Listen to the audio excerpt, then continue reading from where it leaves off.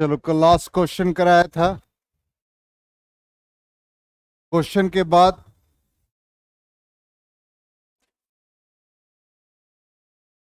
जितने भी charge carriers हैं इसका नाम आपको याद रखना है। मेटेलिक कंडक्टर्स के लिए चार्ज कैरियर्स फ्री इलेक्ट्रॉन्स होते हैं। सेमीकंडक्टर डिवाइसेस में इलेक्ट्रॉन्स एंड होल्स होते हैं।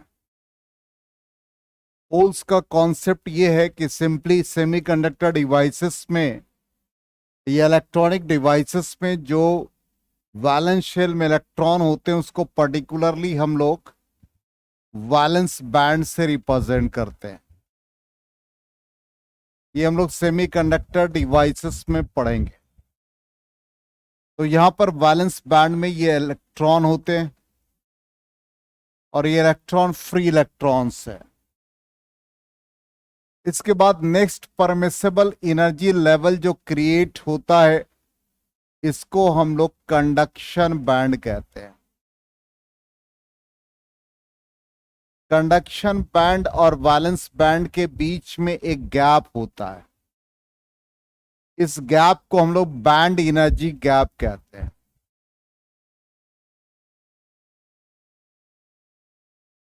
बैंड एनर्जी गैप ही डिसाइड करता है कि कौन कंडक्टर है, कौन इंसुलेटर, कौन सेमीकंडक्टर।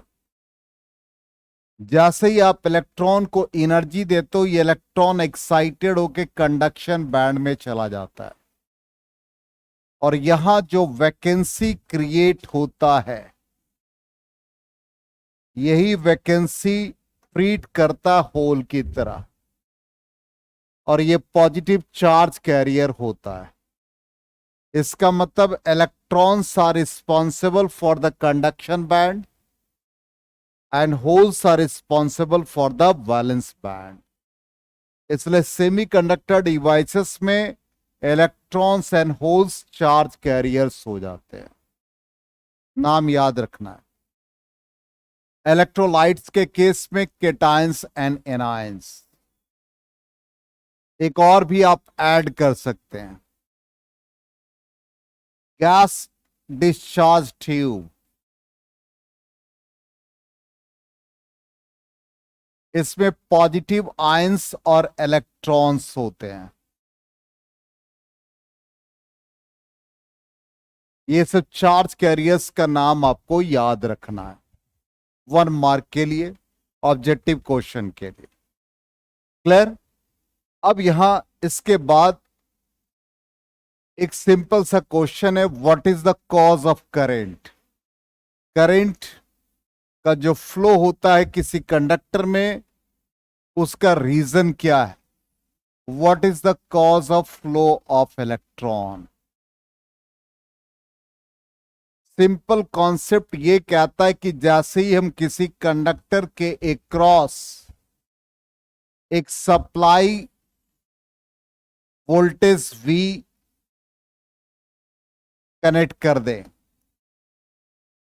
तो इस कंडक्टर में जो इलेक्ट्रॉन है, जो फ्री इलेक्ट्रॉन्स हैं, इन द एब्सेंस ऑफ फील्ड ये रैंडम मोशन में होता है। जैसे ही आप सप्लाई देते हैं ये इलेक्ट्रॉन ड्रिफ्ट हो जाता है opposite to the direction of current. Drifting of electrons causes the flow of current. Simple सा रीजन है। इलेक्ट्रॉन जो ड्रिफ्ट होते हैं, drifting of electrons causes the flow of current। यही बेसिक रीजन है। इसलिए हम लोग इसके बाद पहला टर्म यही पढ़ेंगे, what is drift velocity. Electron का ड्रिफ्ट नहीं होगा तो कभी भी करंट का फ्लो नहीं होगा। क्लियर? चल, तो पहला स्टेप हम लोगों के लिए अब आ गया, ड्रिफ्टिंग ऑफ इलेक्ट्रॉन्स या simply drift velocity and current. अपने मोबाइल वगैरह को बंद कर दीजिए, क्लास में अटेंटिव रहिए। सिंपल एक, ये तो ड्रिफ्ट वेलोसिटी का डेफिनेशन है, इसके बारे में बाद में डिस्कशन करेंगे।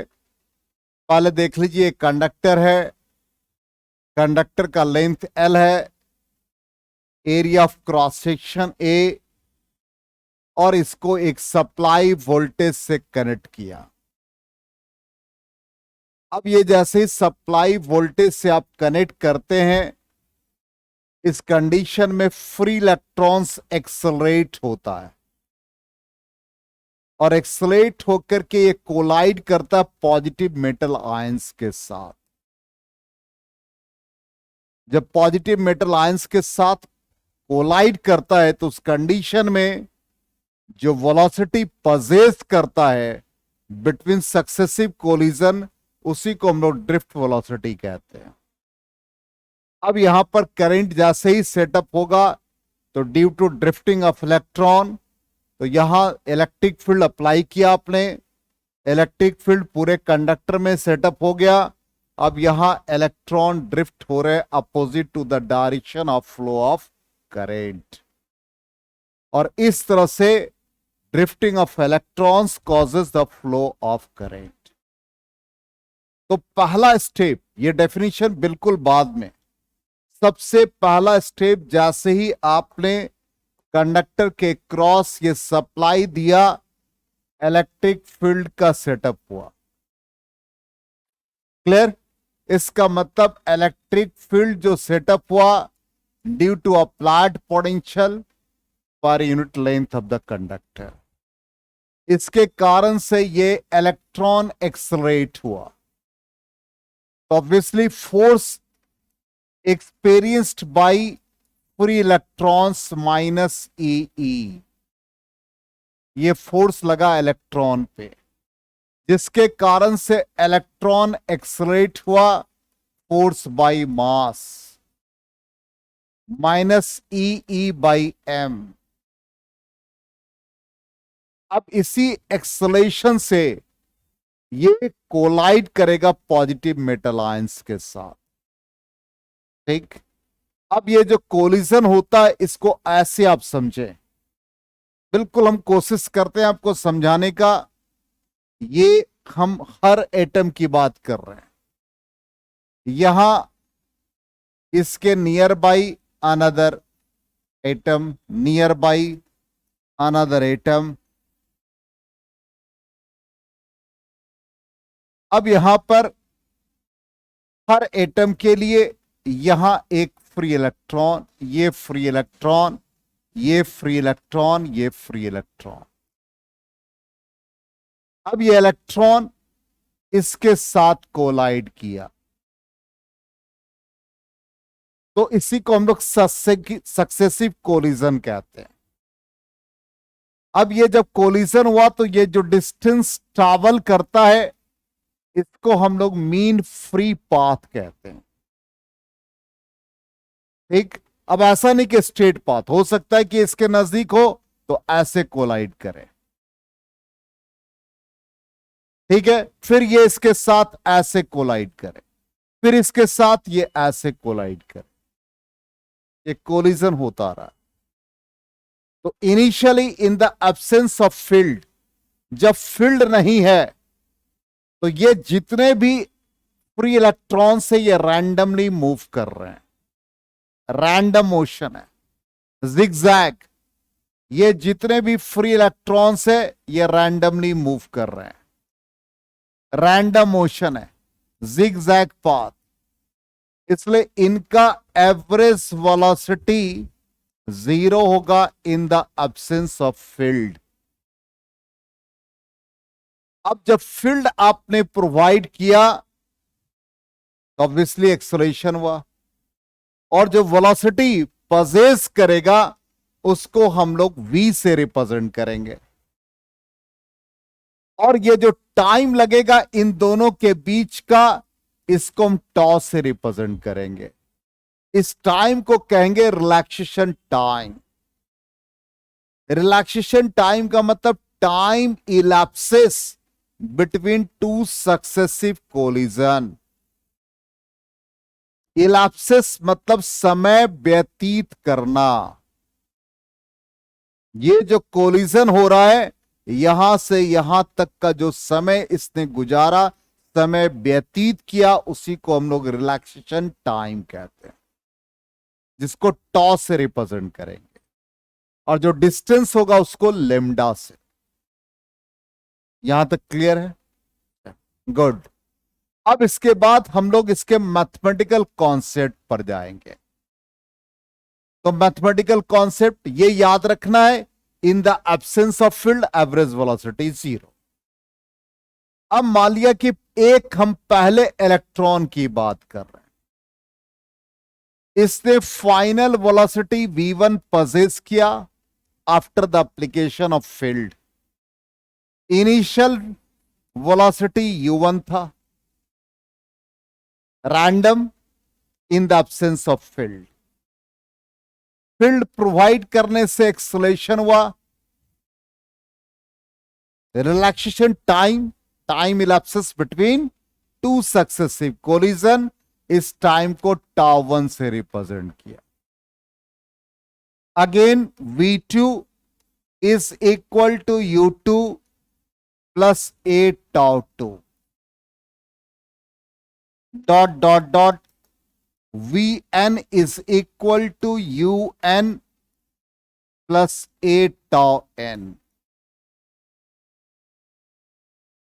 क्लियर? अब इन सब को हम ऐड कर देंगे और टोटल नंबर ऑफ इलेक्ट्रॉन से डिवाइड कर देंगे। तो लेफ्ट साइड में v1, v2 up to vn और total number of electrons capital N। फिर राइट साइड आ जाए, u1, u2 up to un divided by total number of electrons plus acceleration a τ1 τ2 up to τn by total number of electrons। Clear? यहां तक समझ में आ गया?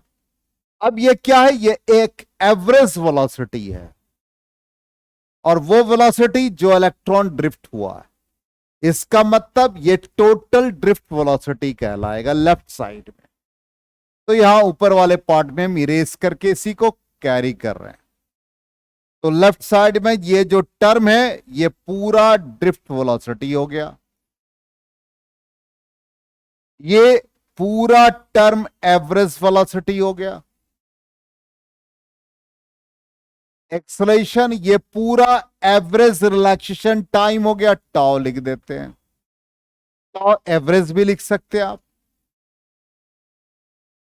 इसका मतलब ये क्या बना? Drift velocity. और यहां पर देखिए एवरेज वेलोसिटी क्या है? 0।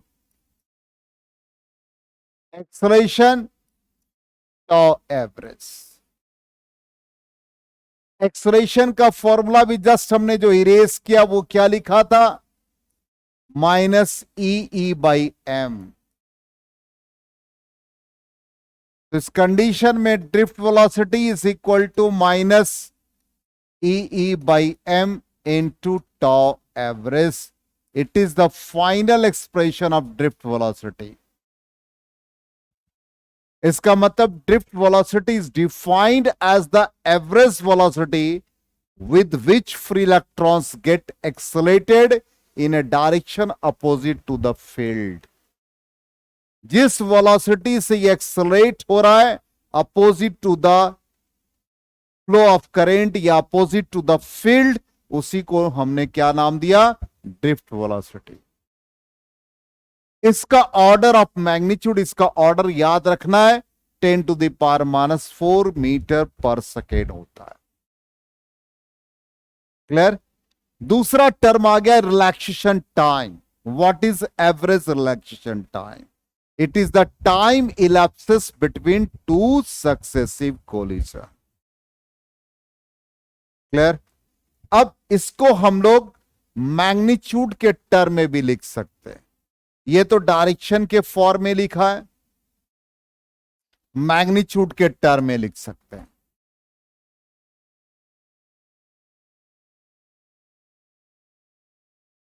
तो इलेक्ट्रिक फील्ड का वैल्यू ऑलरेडी हम लोगों ने अभी देखा, क्या आया, E is equal to V by L. ये वैल्यू डालोगे, drift velocity E by M, और ये क्या बन गया, वी डी, सॉरी E की जगह पर V by L into tau average. इस फॉर्म में भी हम लोग लिख सकते हैं। तो पहला वाला फॉर्म क्या है, in form of electric field, और ये इन टर्म्स ऑफ पोटेंशियल। आ गया समझ में? तो ये फाइनल एक्सप्रेशन आ गया ड्रिफ्ट वेलोसिटी का। ठीक, यही हमने कहा था। देखिए, as free electrons accelerates, they frequently collide with the positive metal ions. Between two successive collision, electrons gains velocity component, और उसी से opposite to the field, और finally हम लोगों को रिलेशन मिला ड्रिफ्ट वेलोसिटी का। अब यहां पर एवरेज रिलैक्सेशन टाइम हमने कहा भी, time elapses between two successive collision, और इसका ऑर्डर आपको याद रखना, 10⁻⁻14 सेकेंड। ठीक, तो फाइनल यही एक्सप्रेशन आया था, देख लीजिए। और इन टर्म्स ऑफ पोटेंशियल ये एक्सप्रेशन है। क्लियर? 100% सबको? अब यहां पर रिलैक्सेशन टाइम क्या समझाया था, रिलैक्सेशन टाइम अभी जस्ट फिगर ड्रॉ करके। यहां पर हमने एक पॉजिटिव मेटल आयंस दिखाया था, और हमने कहा था कि इसमें जो इलेक्ट्रॉन, फ्री इलेक्ट्रॉन्स है, ये इलेक्ट्रॉन इसके साथ कोलाइड किए। ये जो डिस्टेंस ट्रैवल किया, इसको नाम दिया लेम्डा, और ये जो डिस्टेंस है, average distance between two successive collision, और इसको हम लोग कहते हैं mean free path. Mean free path. अब सिंपली हम लोग फॉर्मूला ये यूज करते हैं, डिस्टेंस का वेलोसिटी इनटू टाइम। तो मीन फ्री पाथ मतलब लेम्डा। क्लियर? और इनिशियल कैसा वेलोसिटी था फ्री इलेक्ट्रॉन्स का, रैंडम, जिसको हम लोग कहते हैं RMS, root mean square speed. इसलिए v की जगह पर क्या आ गया, वी आर एम एस, और t की जगह पर क्या आ गया, टॉ। अब इसको कोरिलेट करो, देखो क्या आ गया, रिलैक्सेशन टाइम का फॉर्मूला क्या बन गया, टॉ इज इक्वल टू, देखो इस रिलेशन से, lambda by V R M S. यही लिखा, relaxation time is equal to lambda की जगह पर मीन फ्री पाथ, और यहां पर RMS velocity of electron. Clear है? अब हमारे एग्जाम में आता है कि कभी कभी ड्रिफ्ट वेलोसिटी को आरएमएस के साथ कंपेयर करें, वैल्यू दे देगा। अब आरएमएस आप कहां से निकालेंगे? तो ड्रिफ्ट वेलोसिटी का तो फॉर्मूला आपके सामने, आप पोटेंशियल के टर्म में लिखो या इलेक्ट्रिक फील्ड के टर्म में लिखो, ये तो आप यूज कर लेंगे। अब आरएमएस तो हम लोगों ने पढ़ा काइनेटिक थ्योरी ऑफ गैसेस में, एवरेज काइनेटिक एनर्जी जिसको कहते हैं half M V R M S square is equal to 3/2 kBT। kB is the Boltzmann constant, T is the absolute temperature। अब इससे आप VRMS निकाल लेंगे, इससे ड्रिफ्ट वेलोसिटी निकाल लेंगे, दोनों से कंपैरिजन कर सकते हैं। आया समझ में? क्लियर है सबको?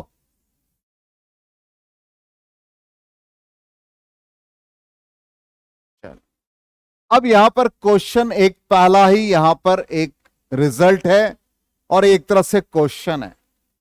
कहता है कि किसी भी मेटेलिक कंडक्टर के टेम्परेचर को यदि आप इंक्रीज कर दें तो ड्रिफ्ट वेलोसिटी पर क्या इंपैक्ट पड़ता है। जैसे ही टेम्परेचर को आप इंक्रीज करेंगे थर्मल स्पीड इलेक्ट्रॉन्स का इंक्रीज करेगा। इंक्रीज करने से नंबर ऑफ कोलिजन्स भी इंक्रीज करेगा।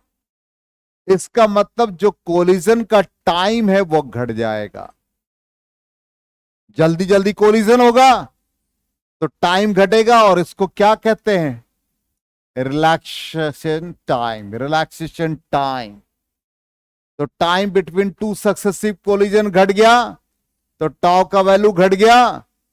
और ड्रिफ्ट वेलोसिटी के एक्सप्रेशन में देखिए drift velocity directly proportional to average relaxation time.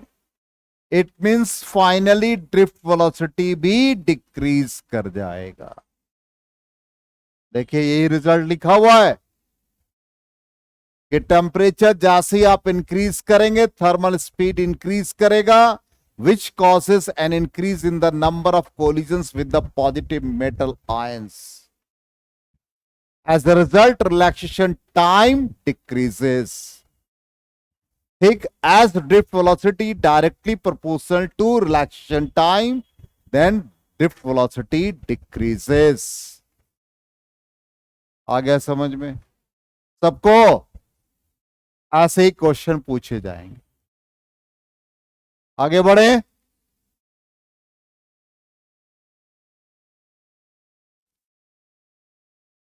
अब यहां पर लिख दिया सारा। अब एक चीज जो सबसे इंपॉर्टेंट, ये सारी चीजों को दिमाग में रखना है कि टेम्परेचर इंक्रीज कर रहे हैं तो ड्रिफ्ट वेलोसिटी डिक्रीज कर रहा है। अब यहां पोटेंशियल डिफरेंस को यदि हम अप्लाई करते हैं तो random motion of free electrons एक फोर्स क्रिएट करता है in the direction of opposite direction of electric field. Force क्या लिखा था, माइनस ई। ठीक। ड्रिफ्ट वेलोसिटी या drift speed of electron super impose या सुपरपोज होता है रैंडम वेलोसिटी के, इसलिए finally v1 is equal to लिखा था u1 प्लस ए टाउ 1 और फिर सबको हमने ऐड किया था। ठीक। अब देखिए क्वेश्चन क्या है, कैसे क्वेश्चन आते हैं एग्जाम में। When a potential difference is applied across the ends of a conductor, how is the drift velocity of electrons related to relaxation time? तो पहला क्वेश्चन का आंसर हमारा क्या होगा, रिलैक्सेशन टाइम के साथ क्या रिलेशन है। तो हम लोग यहां पर ये पूरे एक्सप्रेशन को डेराइव कर देंगे। समझ में आ गया? पढ़ो और देखो क्वेश्चन का आंसर क्या मिला आपको। यस, मिल गया तुमको? हाँ, क्या क्वेश्चन है, पढ़ो तो वहीं से। हाँ,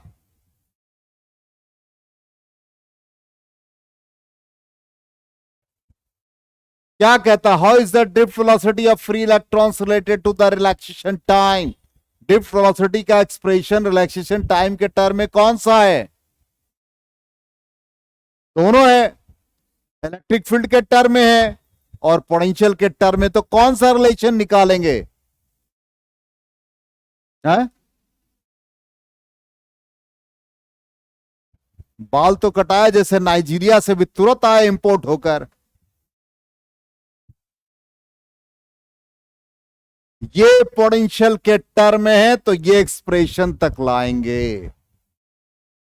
चलो next question, how is the drift velocity in a conductor affected with rise in temperature.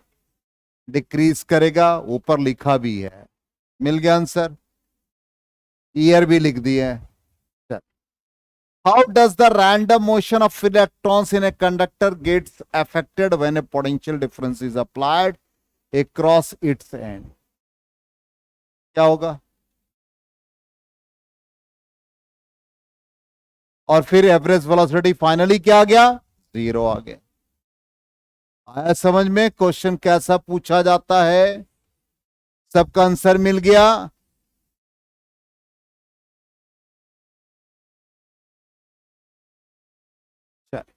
अब यहां पर करंट और ड्रिफ्ट वेलोसिटी के बीच का रिलेशनशिप हमको एस्टैब्लिश करना है।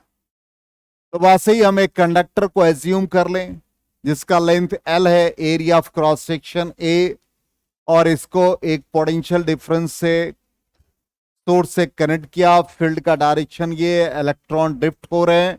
तो फाइनली जो करंट डेवलप करेगा इसको डायरेक्टली आप यूज कर सकते हैं।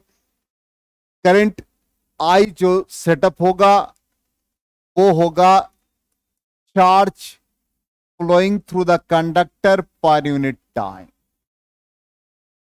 क्वांटाइजेशन ऑफ चार्ज से Q को लिख सकते N into E by T,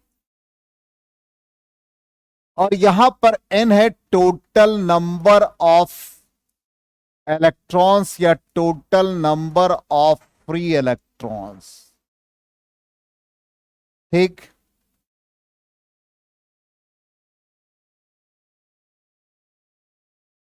क्या कर रहा है?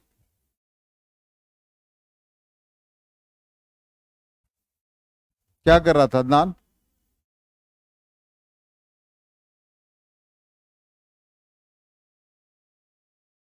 अब यहां पर N है number of free electrons per unit volume. तो total number of electrons per unit volume. Volume का मतलब हो गया area of conductor into length of the conductor. तो N is equal to NaL हो गया। ठीक, अब यहां पर ध्यान दें, ये हमें N का वैल्यू मिल गया, NaL into E by T. अब ये लेंथ ऑफ द कंडक्टर है, इसका मतलब distance travel by the free electrons, S is equal to V into T. तो ये पूरे इंटायर कंडक्टर में जो इलेक्ट्रॉन डिस्टेंस ट्रैवल कर रहा है ड्यू टू ड्रिफ्ट वेलोसिटी, तो S is equal to V into T. तो drift velocity into time t। तो L का वैल्यू सब्स्टिट्यूट कर दें तो NaL की जगह पर आ गया Vd into T into electronic charge divided by time. Time time cancel हो गया। Then finally I is equal to NeaVd। ये याद रखना है, करंट का रिलेशन ड्रिफ्ट वेलोसिटी के साथ क्या आया, NeaVd। बोलो क्लियर है 100%? यही हमने यहां पर डेराइव किया है और इसको थोड़ा डिफरेंट फॉर्म में लिखा है। वही चीज है, total number of electrons per unit volume into volume, volume area into length, और लेंथ की जगह पर Vd इंटू टी लिखा और I का वैल्यू सब्स्टिट्यूट कर दिया तो I is equal to NeaVd आ गया।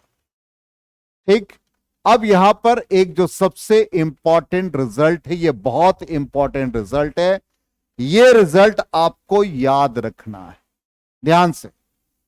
ये जो रिजल्ट अभी हम लोगों ने लिखा I is equal to NeaVd, Ohm's law पढ़ेंगे तो ओम्स लॉ में I को लिखते हैं V बाई आर के फॉर्म में, तो NeaVd हो गया।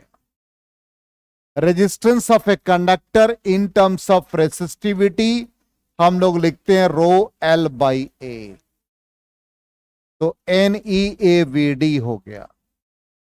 और इससे ड्रिफ्ट वेलोसिटी का वैल्यू निकालें तो यहां पर देख लीजिए क्या क्या टर्म कैंसिल हो जाएगा, एरिया कैंसिल हो जाएगा।